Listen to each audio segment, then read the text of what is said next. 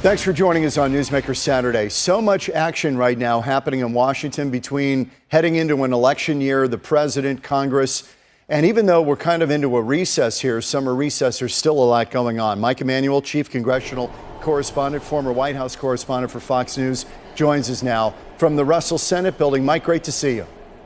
John, thanks for having me. Mike, it's an interesting time of year. Everybody's going to go back to their district and tell their story as we head into an election year.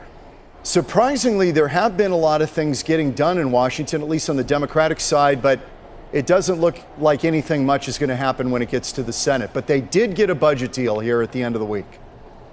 Yeah, that was a critical piece of legislation because you had the Treasury warning, basically saying, while you guys are on your recess back home during the month of August, the government could hit the debt ceiling, meaning that the government could not borrow any more money. And so before they left, lawmakers passed pretty bipartisan votes to get a 2-year borrowing agreement for the debt limit and also a 2-year spending package in terms of setting the spending levels. Now, when they come back in September, my expectation is they may be fighting over how to spend that money precisely, the individual accounts, but they set the big picture numbers, and so lawmakers are going home to their individual districts to say there will not be a debt crisis over the August recess and that they can take a little downtime with their families and their constituents. Mike, was this an effort to try to get it off the table, any kind of budget problem or impasse, to try to get it beyond the 2020 election? Because Republicans are going to be hard-pressed to make the case that they're fiscal hawks. I mean, this is $1.3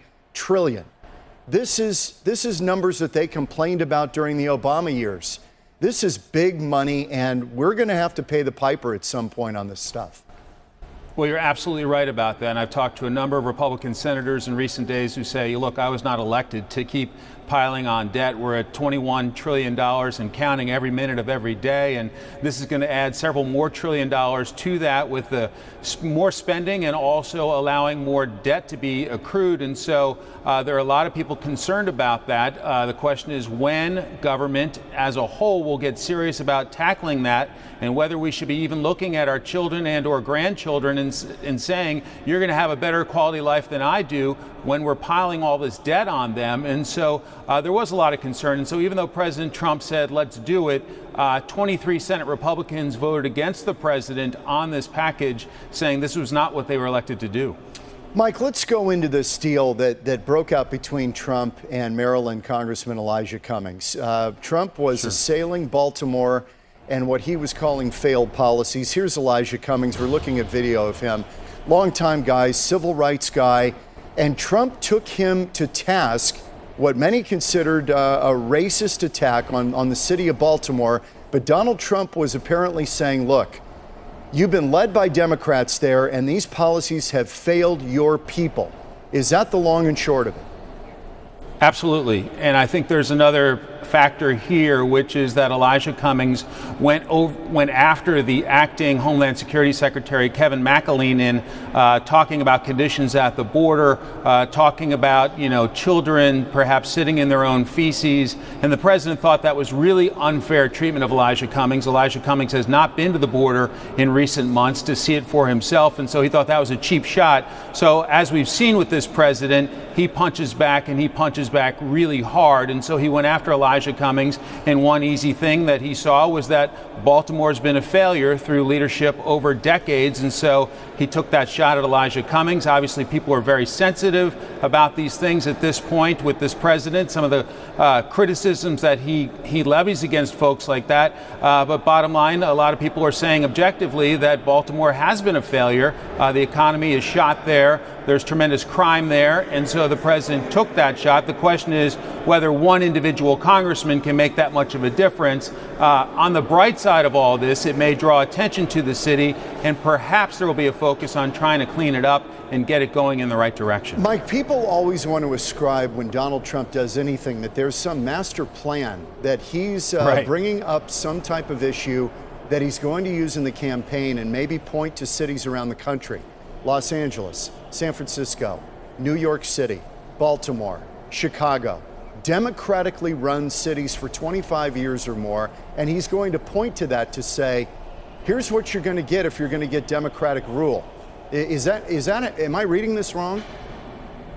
Well, it's interesting because sometimes we want to put a whole lot of strategy to it, and I think sometimes the president's just watching news and sees something he doesn't like, and then he pulls out his phone and he starts tweeting away, and maybe there's not that much strategy behind it. He's just irritated, and so he lashes out at somebody he thinks is not being fair to him or fair to a member of his team. But there are indications that there may be some strategy behind some of this, at least, to try to basically rally his base to say that, you know, my people are being treated unfairly. I need your support. We're going into a heavy political season. But there are others who say he just got upset. He fired off a tweet, and here we are days later still talking about it. Well, you said that the president doesn't retreat very easily. Let's listen to what he said. This is tape number 3. This is on the South Lawn after this blew up last weekend, and whether it was a racist comment about Baltimore, and the president just doubled down on it. Take a look.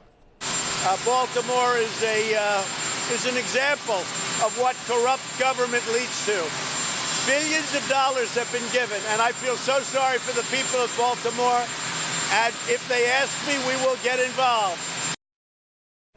Okay, Mike, reaction. I mean, these are cities, I'm thinking Baltimore, these kind of Democratic bastions. He's not going to carry those or win them. But could he peel off some African-American support where some folks say, look, he's telling the truth here?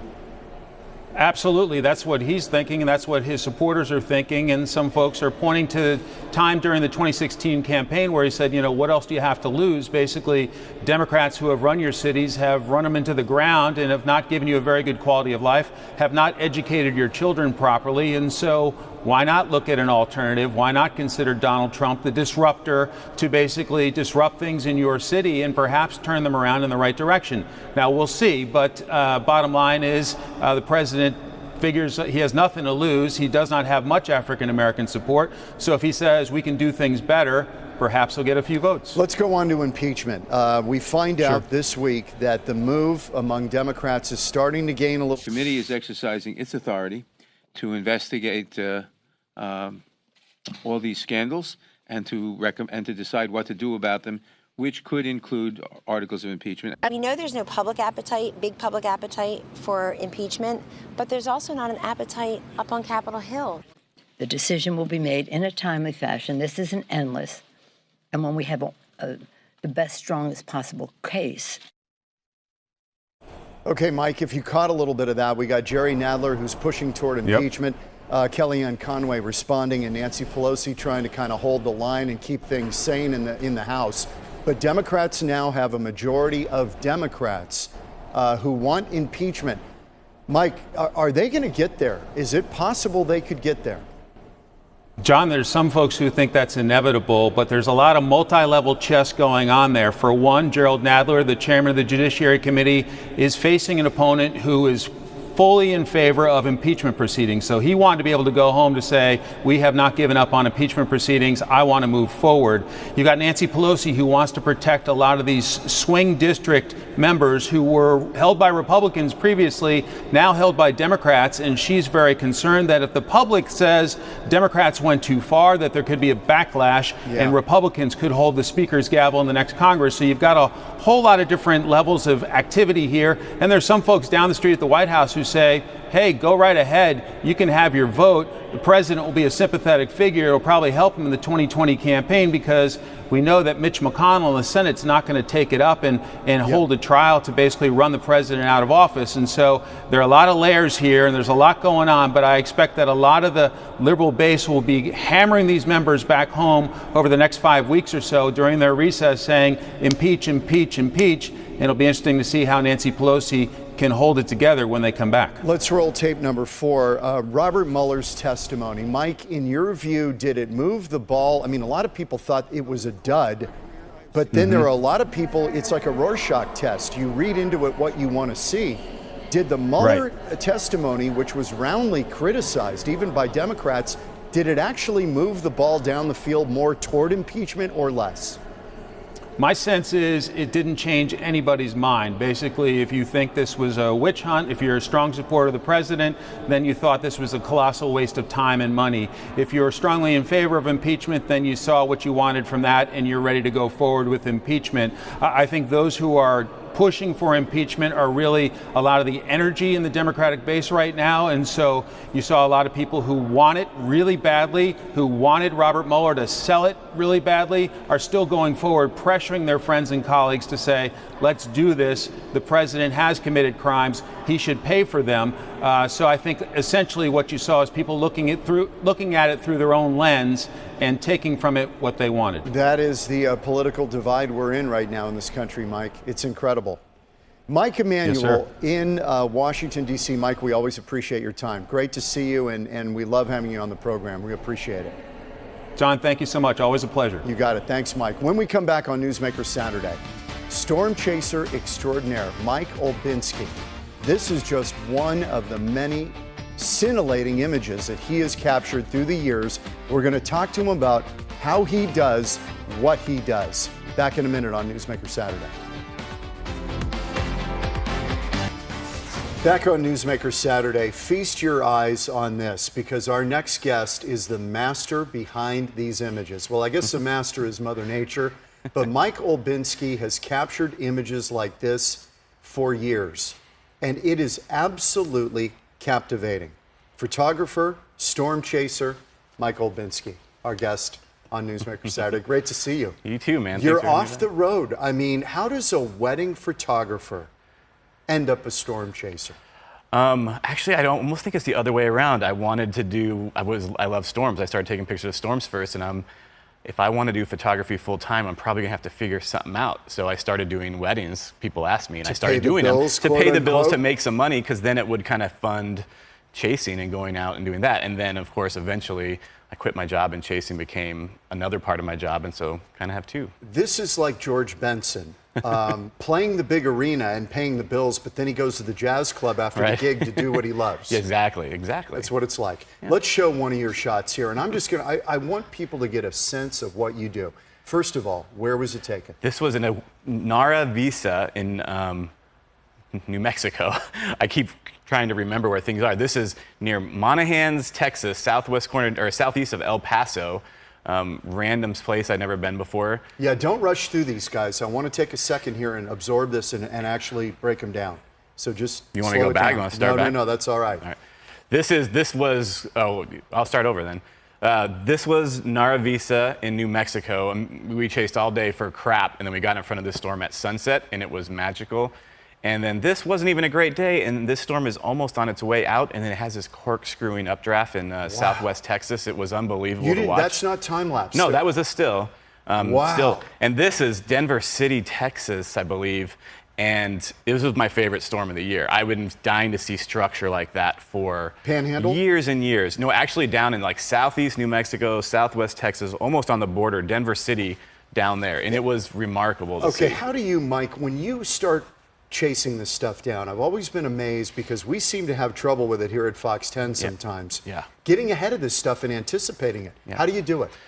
Just practice and experience. It's really, really tough. You have to kind of know what the storm motions are going to be that day. Some of these I know ahead of time. They're going to move southeast, so I stay southeast of where they're going to develop because I know they're going to start coming that way, or they're going to eventually turn that way or whatever. So you have to look at road networks ahead of time. You have to be paying attention to radar. You have to be paying attention to what the storm's doing, and you've got that all on board. Yeah, I mean, I have a Surface Pro little tablet with radar on it. I got my phone with GPS and Google Maps. I can see if it's a paved road or a dirt road. I can see kind of how the storm's moving and what do I need to do to stay in front of it. Is the storm moving 50 miles an hour today, or is it moving 20 miles an hour? So you're the football player who, in the open field, doesn't try to avoid contact. Yeah. You want contact. Well, I want contact to a certain degree, but I want to be able, for me, I'm taking pictures and time lapse. I don't like rain and hail hitting me because that would pretty much ruin it. Right. But sometimes I sit in there too long, and this year I sat in too long time-lapsing a tornado kind of coming at me, and it finally came out of the rain,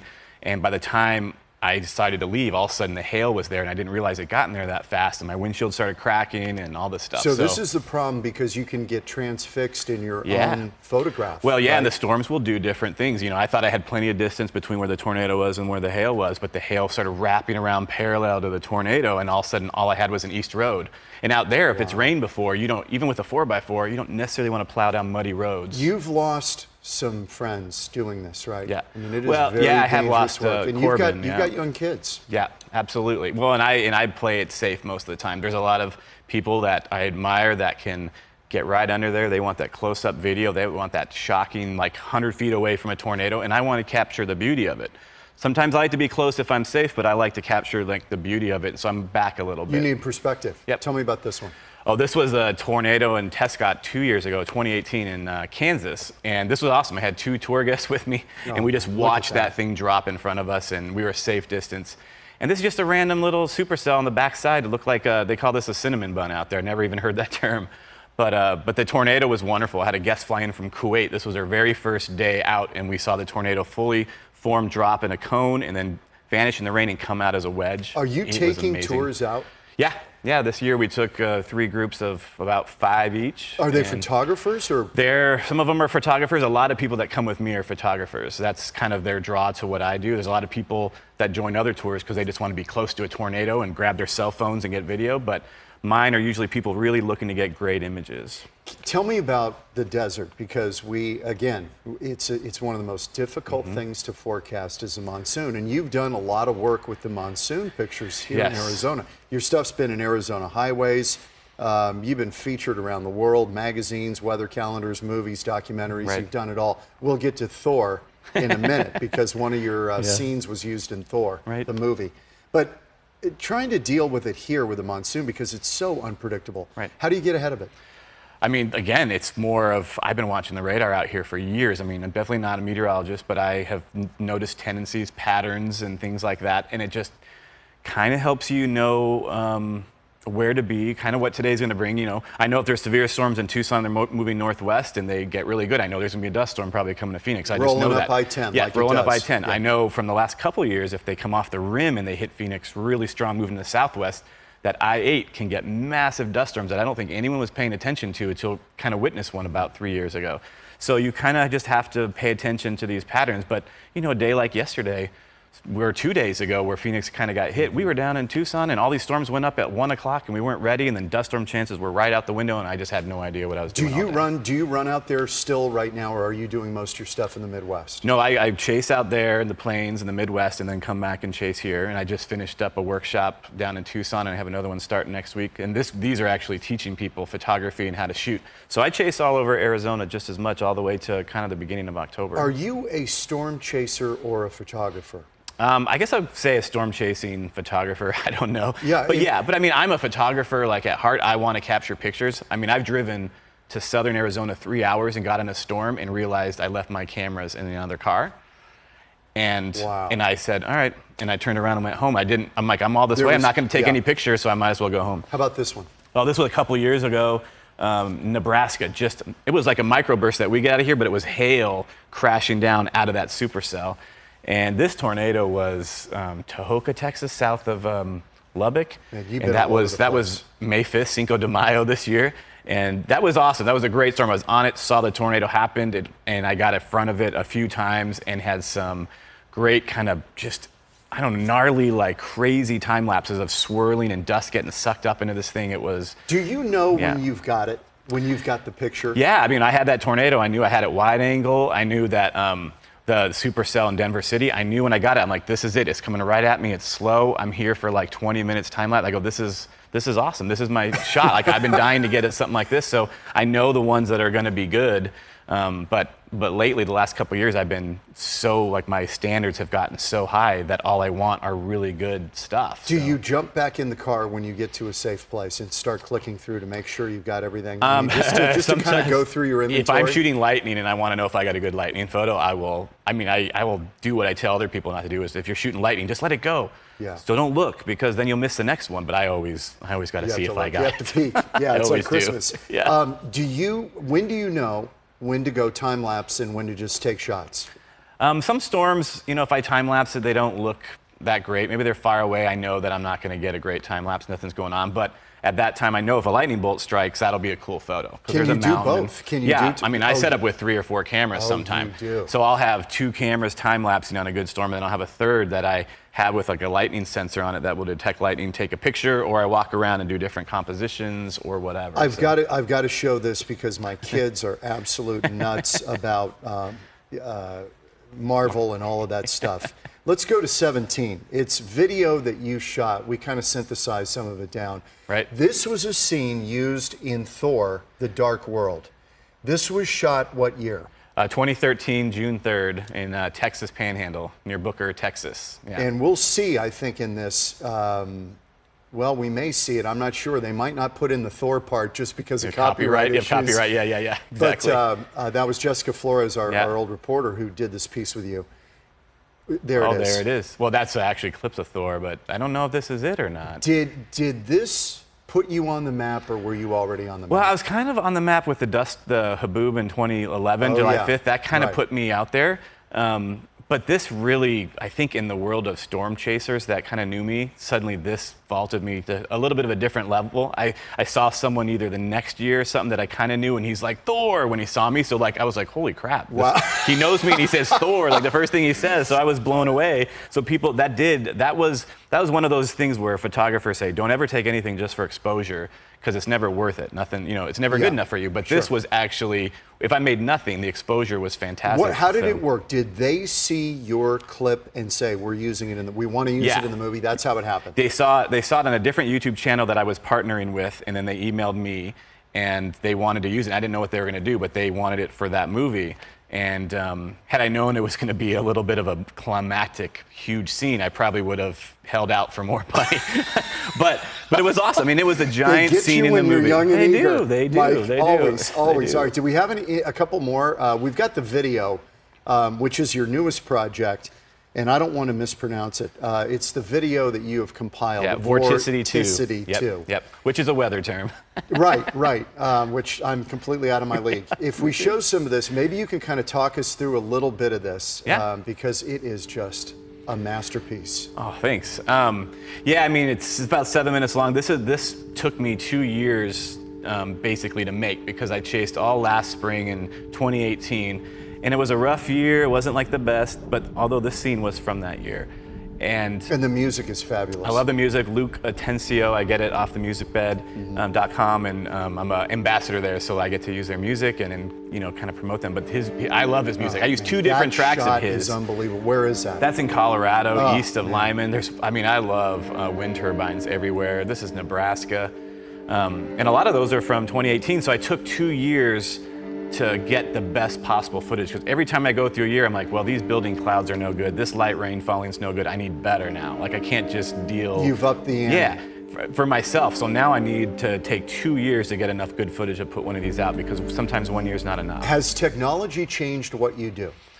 Yeah, I mean, especially forecast models. They have. On the weather side. I was thinking about the photography side. Photography side, I think for me is more just experience and kind of knowing what I want and where I want to be and how the storm's going to move. So I've got more experience in knowing what's going to be a good shot, what's not going to be a good shot, how to position myself. But the technology, the forecast models have gotten a lot more accurate out there, where you can sit up in a town and a storm will fire right where the model said it was going to within 20 miles, and you're just. So we're getting better at this. Yeah, sometimes it does, sometimes it doesn't work, but it seems better. Do you think some of your work has put Arizona on the map? Because people tend to think there's no weather here, and we know better, obviously. Absolutely. I mean, I don't want to take all the credit for myself. There's a lot of other storm chasers that I'm friends with. All of us, kind of back in, I think, 2010, 2011 with the dust storm and getting into it more, it kind of inspired other people to chase, and a bunch of us, the Haboob, other people have been chasing more and putting out time-lapse and photos, and now, on any given day, there's way more chasers than there used to be. How do they find you?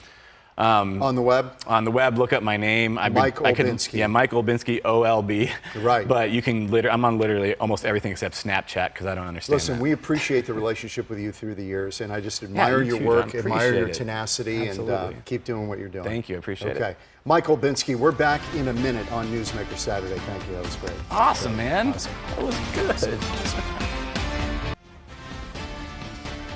Special thanks to Fox reporter Mike Emanuel and Mike Olbinski, the consummate storm chaser photographer. Really enjoyed the program. Hope you did. Love to hear from you on social media.